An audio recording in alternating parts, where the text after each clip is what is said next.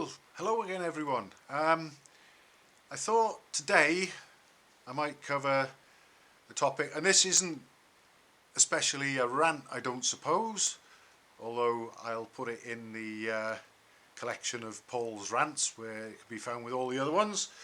This one is just something that sprang to mind, and it does occasionally make me want to speak about it, so here we go. Placebos, products and potions, or potions, products and placebos, call it what you want, but placebo, that's the main bit. Now this concerns where you get sort of asked what oil. Oh God, have you seen some of the things that you get on various forums and stuff when someone says, what oil should I put in? Oh, that brings people out of the woodwork. But anyway, let's clear one thing up straight away. In most cases, with most of my classic bikes, I use a good quality 2050 mineral oil, and I might use it in the engine, the gearbox, the primary drive, and even the forks. And I haven't really noticed any ill effects from doing so. And I'm fully aware that you can get all these different products and grades for all these different applications and so on, and each to their own. But I've got to say 2050 in most, probably 99% of cases of my own, has been fine for everything I've needed it for, except obviously when I've got to grease something, then I'll use grease, although not for a gearbox, of course. This sort of brings me to not only what oil should I use and all the different ones that you can use and whatever. For instance, engine oil 2050 in the forks. I know that you can get fork oil. I think I've even got some here of various grades and whatever. I've got all sorts of stuff in that cupboard over there just in case I need it. But 2050's been fine, so that's what I use. But I know that you can get stuff, you can get fork oil with anti-frothing qualities and whatever, which might sort of be a bit of a benefit if you're doing 200 miles an hour over a series of ruts and potholes on your Suzuki Hayabusa, but at more sort of normal, shall we say, everyday sort of speeds, ranging from what this little Tiger Cub might be able to manage, right up to my Trident, which can certainly get into three figures, hasn't been a worry to me. But each to their own on that one. I'll soldier on with the 2050. I don't really feel that I need anything else. That then brings me to sort of more recent matters with fuels. Now we can start actually with remember the horror and scare stories when the Unleaded was going to take over from all the old 2-star, 4-star, whatever you could get. It was nearly the end of the world, and I was really concerned about my Triumph Trident, and I thought you'd see some of these adverts for the Unleaded petrol, big full-page adverts in the magazines, and think, sorry, it's official and all that. No more leaded petrol. Oh my God, I better pull my Trident over in this lay-by, hundreds of miles from home, get the cylinder head posted off to have some unleaded valve seats put in it, and I'll just sleep rough here by it until it comes back, and then I'll be able to carry on merrily on my way. That's how sort of scary and threatening it looked. And it just so happened though that I decided that I wanted a few goodies from Norman Hyde, who tuned the Tridents back in the day, and I had to send off my cylinder head to him to be ported among other things. And I remember asking, although I was going to have valves and guides, whether it would be a good thing to put unleaded valve seats in it. And Mr. Hyde didn't think so. He said he was monitoring the situation, but he didn't think there was anything to worry about.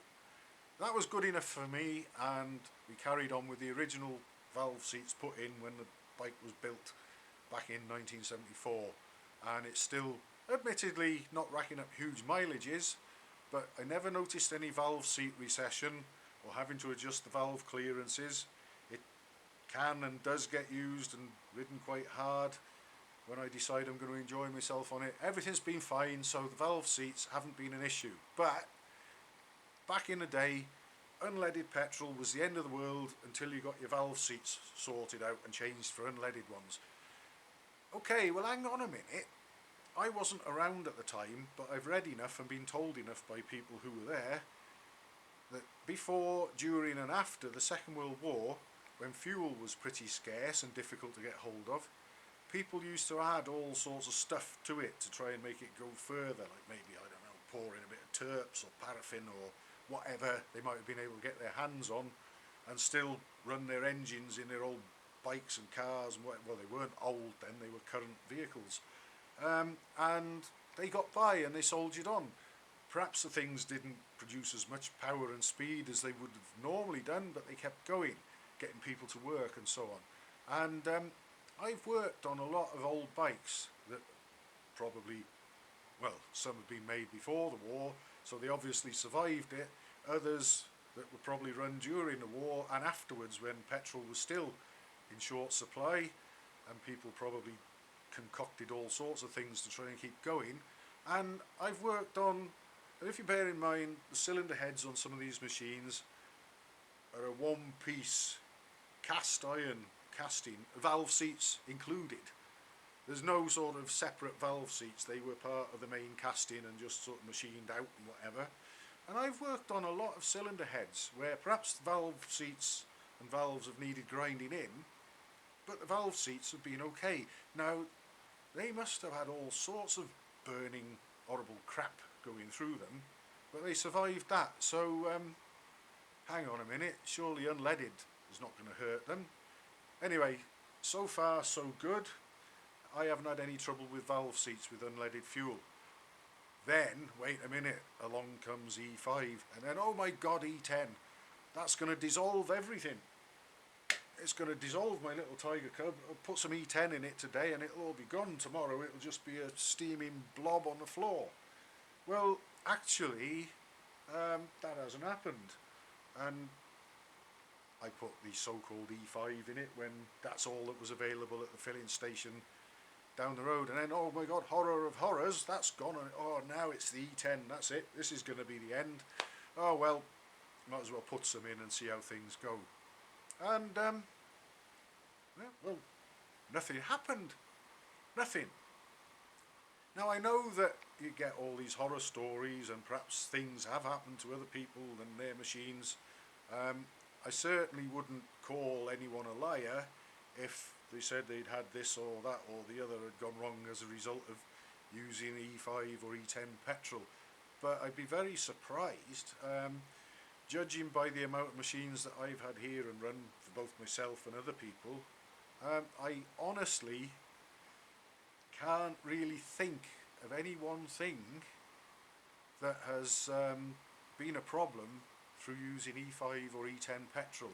But then you get, it's a classic one, isn't it? You get people, well, I don't get any trouble, but I use fuel stabilizer. I use fuel diamond geyser, I use fuel cap dealy, whatever. All these things that you can put in a tank that will stop your E5 and your E10 giving you any trouble. Well, when people say I've put such and such in my tank, fuel stabilizer in my E10 and I haven't had any trouble, well, I'm sort of thinking to myself, well, yeah, I'm not surprised, but you probably wouldn't have had any trouble if you didn't put anything in, because I haven't done. Although, like I say, I've got to say hand on heart, this is just my own experience, but I've also got, on these bikes, I've got carburetors that have got plastic floats. The plastic float in the Zenith carburetor on this Tiger Cub is we're well over 60 years old, I think. Well, over 65 years old, in fact. At the moment, it still floats and it does its job. Nothing's dissolved. The engine runs fine. The exhaust pipe doesn't glow orange or anything. Everything seems to be fine and pretty normal. I can get it showing 60 miles an hour. I think they road tested one of these back in the day and they got a highest one-way speed of 67 miles an hour. Now I am at least 15 stone, and probably by the time I've got my jacket, boots and everything else on, I'm probably north of 16 stone, and I was sitting up on this when I got it showing 60, so maybe perhaps we've lost a little bit of power because we haven't got the old 4 and 5-star fuel anymore, but certainly nothing alarming has happened to this machine to make me want to stick anything in the fuel tank to sort of try and make up for any losses or whatever. So I would just say that a lot of these products you can get, they're actually marketed on fear. The old unleaded, I say old unleaded, you can still get them, but the unleaded valve seats, those adverts, oh, they'd scare the crap out of you. Yes, let's get my cylinder head off right now and send it away this minute before something horrible happens. Well, I never did that, and nothing ever did happen. I've not added anything to my E5 or E10 fuel. Nothing's happened. I've used 2050 oil in my forks, engines, gearbox and primary drives in lots of cases. And I would just say this, primary drives and engines, now some British bike engines actually, even though you fill them separately, the engines and the primary drives, and there might be prescribed amounts to put in the primary case or whatever, Triumph Tridents, BSA Rocket 3s, Royal Enfield Crusaders all spring to mind, as well as various British twins as well from certain years, where the crankcase communicates with the primary case through the drive side main bearing, and there's no seal. Some engines, a lot of engines have got a seal there. That's fine. You can put whatever you want in the engine and put something totally different in the primary drive. Should you want to use, say, ATF, that's quite popular. But I had to more or less shout no to somebody who was going to put ATF in a Royal Enfield Crusader primary, because it would have got through the main bearing, vice versa, mixed up with the engine oil. It might not have done any harm, I don't know, but it's not ideal to do that. So that's just one thing to consider when you do want to go down the road of perhaps using something different in your primary case. But here, in my own little world, 2050 oil has been fine for everything, and to date I haven't used any additives or preservatives or anything in any fuel, and that's hand on heart, that's how it's been here. That's all I can tell you about it. It's certainly not as scary and alarming as some sources would have you believe. That's for certain. I know that for a fact. So thanks for watching anyway, and make up your own minds, of course.